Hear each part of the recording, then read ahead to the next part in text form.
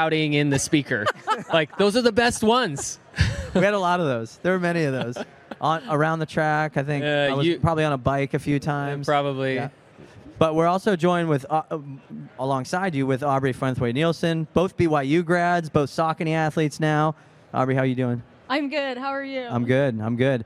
Bryan Diebel, what's going on? You've gotten to film a few of these folks over the last few months. Yeah, I have. I've been filming a lot. I was actually out there. I was talking with Aubrey before this about filming with the crew for a long run. I was with Connor Mance filming out there.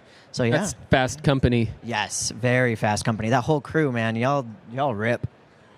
I mean, sure. Bryan and I were just out in Columbia, Missouri at NCAA Cross, so I got to start there. 2024 was a good year for BYU. Double champs. I think you won in 21. Yes. I think you guys missed it while you were there. Is that? Yeah, we never won when I was there, man. But we did have good mustaches. Yeah, hey, they were very solid. But I gotta, just get your takes. How was it watching XC champs, BYU runner up on the women's side, a little further back on the men's this year? But any takes from Columbia? Yeah, I can say I love watching the team. I think it's amazing to see everything that they're doing, and you kind of feel like a little bit a piece of that in your heart, like because you went through that and you were a part of that team, and so it's really fun to see the next generation. And a lot of those women I was able to race with in previous years, so it's just so fun to watch them succeed and have all this success. It's been so fun.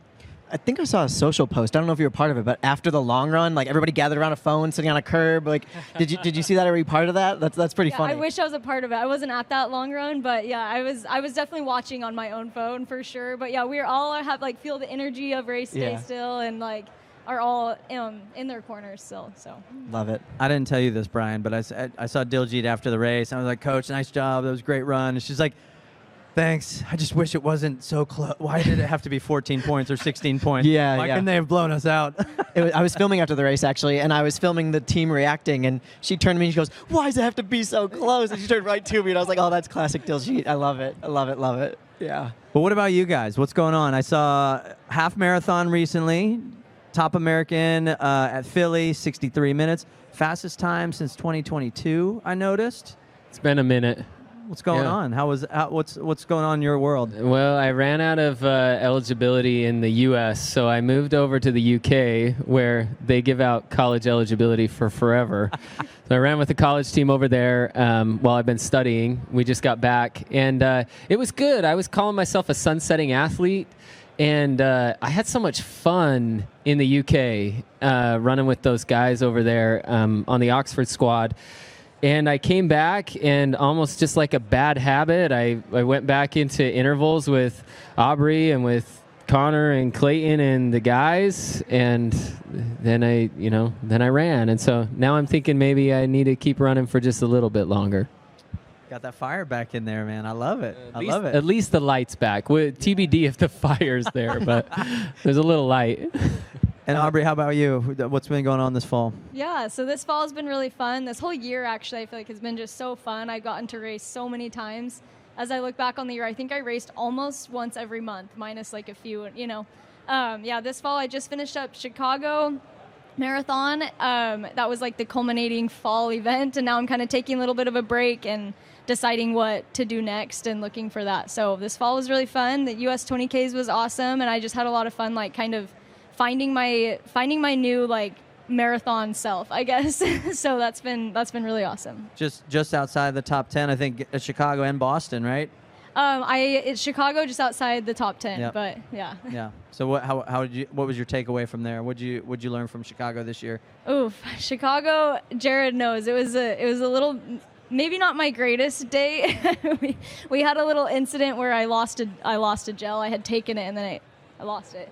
But yeah, I guess my takeaway is just like there's always something to fight for and to continue to race for. During the race, I kind of saw the main goal kind of slowly go, but my main takeaway was just like I'm so grateful to be racing there with these women, best women in the world, and it was a really good experience regardless of like what may have happened. So very cool. This was a fun marathon to be in, and I think it deserves like 60 more seconds of unpacking, because Aubrey, won a national championship in the lead as her tune-up race. She was on top, and then the training continued to go really well. And goals and aspirations were for Chicago were really sky high. And then the race didn't materialize the way that she had hoped it would. You know, it started okay, and then stomach started to go, gut started to go, just like it does in marathons. And for a moment there, it was like, wait, you know, this is wrong, and like it was almost like, oh, we've ruined this. This is over. And I was I was with Aubrey at that point. We were, you know, I was pacing her for kind of a part of the second half of the race. And, you know, we sort of just had this discussion where it was like, hey, you know, what we lost just now was seconds. That's it. And if we can get this stomach back under control, we can get back to pace. And she did such a good job of just rallying 1 mile at a time, getting a little bit faster. I still remember Aubrey being like, what was the split on that mile? And I would tell her, and she'd be like, it's not fast enough. But she got back to pace and then ended up, you know, salvaging a pretty good race. And it's, you know, it's minutes from her potential, but it was a good experience despite the chips not falling exactly how she had imagined. That's a classic distance runner mentality, by the way, and I love it. You know, talk to me a little bit about just kind of your role with like Run Elite program and just everything. 'Cause, you know, obviously you mentioned you were running with her, pacing, but Run Elite program has so much going on. Can you kind of talk a little bit about that? Yeah, well, Isaac Wood, somebody that FloTrack should know, he called me up with this idea, and the bad ideas are not dangerous. It's the good ideas that are dangerous. And Isaac had a good idea about how to sort of support professional runners in Utah. And as we sort of looked at the model, I felt like I had an incredible high school opportunity and a great coach, and moved straight into an incredible university opportunity with a great coach. And Coach Eystone continued to coach me, and I partnered with Saucony, you know, months to a year after I finished in college, but there was a little bit of a gap while I had to get my feet under me, and I feel like I was very fortunate. I could have easily been someone who had 2 or 3 bad races in a row and quit the sport of running to go take care of my family, because Erica and I had 2 young kids. But I had good races at the right time, and it bridged the gap while I continued to develop and was able to, you know, string together a 10-year professional running career. And what we wanted to do was create something that makes it so that we don't lose athletes in that 2-year gap between college running, and especially for those who go immediately to the roads, to that developing marathoner. And the state of Utah's gotten behind it. The state of Utah's been fantastic. They're spending in sport. I mean, they're hosting the Olympics in a decade, and we're just thrilled to be able to work with them and the other partners in Utah, and try to create the opportunities for athletes that are trying to bridge the gap. Aubrey, what's it like for you? You know, hearing that, and you get to work with Jared, but I hear, you know, he's there giving you this advice in real time in a race, and you know, he said he had a 10-year career, also a 2016 Olympian, so a very, very good career. What's it like to have this support and folks like Jared and others that have kind of achieved things that you're aspiring to do? Yeah, it's incredible, honestly. Just like Jared was mentioning about just feeling fortunate about like being in Utah, I feel the same way. I feel very fortunate to be surrounded by all these people. Like Jared's given me so much advice and help and mentoring, and helping me bridge that gap between college and pro, especially with marathons. It's kind of hard. And then being with just in this group with Coach Eystone, there's just so much support. There's so much support, and I wouldn't want to be anywhere else to try to train professionally. So it's really cool. It's really cool. What are we going to see from Run Elite in the coming months? Where should we look out for the crew? Wow.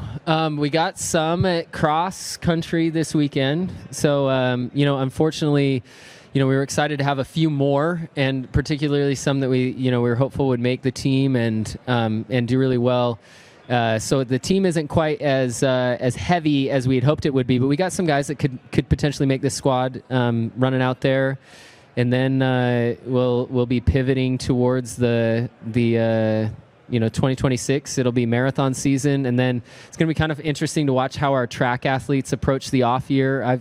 I'm kind of excited to see for, you know, how they string together, whether they're chasing PRs or whether we see them a little bit more on the road. And but yeah, the team, the rep team has done a great job, and the support has just continued to grow, and it's been just crazy, incredible timing because Utah's just printing runners right now. You guys, yeah, that's So no true. joke. It's So no true.